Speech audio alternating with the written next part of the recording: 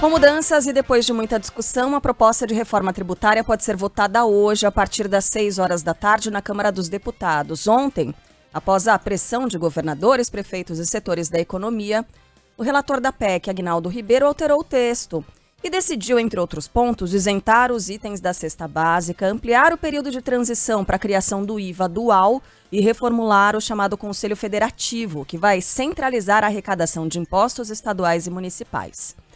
À espera da votação e para garantir mais apoio na Câmara, o governo Lula bateu o recorde na liberação de emendas. Nossa, a gente já ouviu essa história antes, hein? E bem recentemente, parece.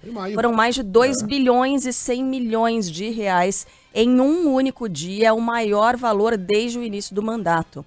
Republicanos, que poderia votar contra o projeto, fechou questão e agora, nossa, vai apoiar a proposta. Coincidência, né? O partido conta com 41 deputados. Ainda nessa quarta-feira, a Fiesp lançou um manifesto ao lado de mais de 130 entidades para defender a aprovação da PEC. Nesse manifesto, a Federação das Indústrias do Estado de São Paulo afirma que o Brasil tem pressa e precisa de mais investimentos e menos burocracia. A gente tem informação chegando ao vivo direto de Brasília, sempre com ele. Conta tudo, João Pedro Melo. Bom dia para você.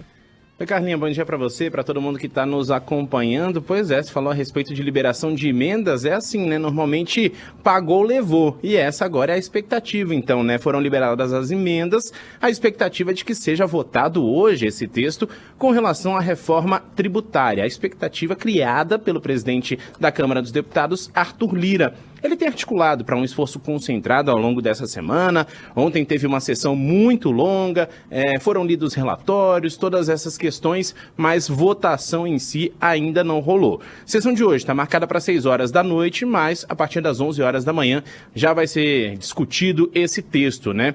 Ontem a gente teve mais um dia de intensas negociações. O deputado Aguinaldo Ribeiro apresentou uma nova versão dessa reforma e entre os principais pontos o parecer prevê a unificação de 5 tributos, 2 federais, 1 estadual e 1 municipal. Em substituição serão criados 2 impostos de valor agregado, chamado IVA dual, com gestão da União, e outro compartilhado entre estados e municípios. Os critérios para a distribuição dos votos do Conselho Federativo, órgão responsável por centralizar a arrecadação, ficaram de fora desse relatório e ainda vão ser definidos. Bom, o esclarecimento da divisão é uma das principais reivindicações de governadores e prefeitos. Eles estão temendo aí uma perda na receita. Durante o dia, o governador de São Paulo, Tarcísio de Freitas, que está aqui em Brasília para negociar, apontou para a necessidade de pequenos ajustes no texto. Ao lado dele, o ministro da Fazenda, Fernando Haddad, afirmou que essa proposta é essencial para o Brasil.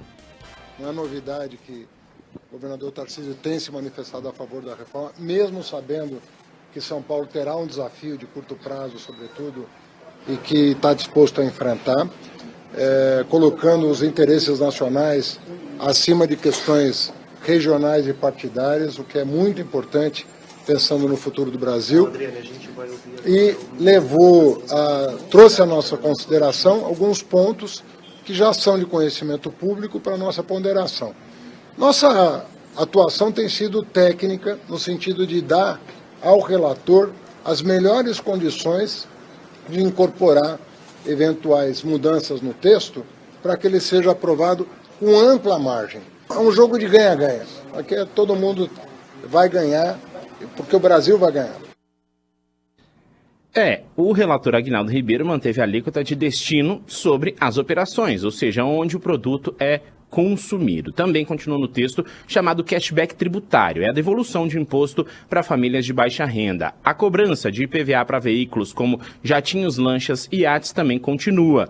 Até agora, os deputados já apresentaram 219 emendas, ou seja, sugestões aí de alterações nesse texto. Há ainda uma série de demandas de setores, como de serviços e do agronegócio, e diante da pressão que vem também do setor de serviços, como supermercados, o relator propôs zerar a alíquota para os itens da cesta básica. Segundo o texto, uma lei complementar vai definir quais serão os produtos destinados à alimentação, que farão parte dessa cesta. Outro ponto que ainda pode alterar a proposta dessa reforma é a situação da Zona Franca de Manaus. O governador do Amazonas, Wilson Lima, defendeu a preservação de um regime de isenção de tributos diferenciado para a região até o ano de 2073. Por se tratar de uma proposta de emenda à Constituição, a gente sabe que são necessários 308 votos, são 2 turnos de votação. Na Câmara dos Deputados, inclusive, já foi montado aquele esquema, né, com algumas cabines ali do lado de fora, e essa tramitação, como a gente sabe também, não deve ser fácil. Ontem, inclusive, a gente acompanhou algumas entrevistas